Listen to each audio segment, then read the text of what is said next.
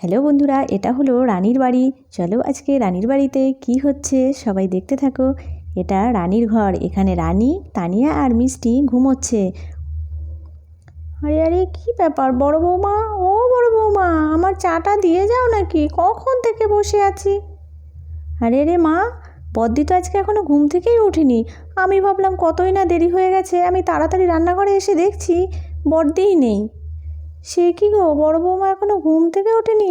তাহলে কি আবার তার শরীর খারাপ করলো নাকি? যাই তো একবার গিয়ে দেখে আসি গিয়ে।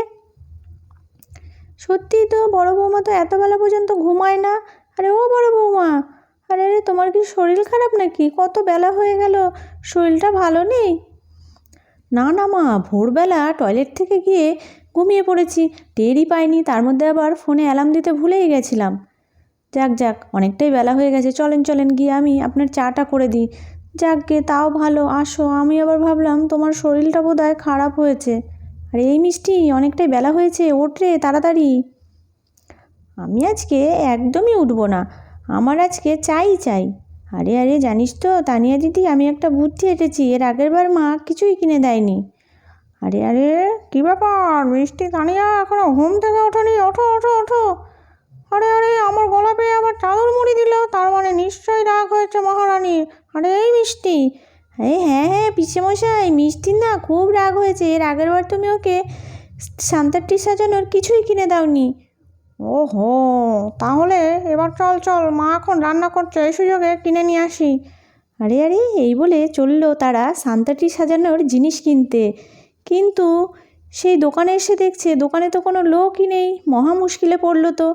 আরে আরে এই দোকানে তো কোনো লোকই নেই, তাহলে জিনিস কী করে নেব? আরে আরে পিসেমশাই, সান্তাটি কেনার জন্য দোকানে লোক কেন থাকবে?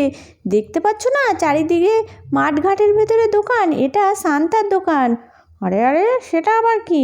হ্যাঁ বাবা, এই দোকান থেকে যা খুশি নিয়ে যাও, তবে 3টে জিনিসের বেশি নেওয়া যাবে না।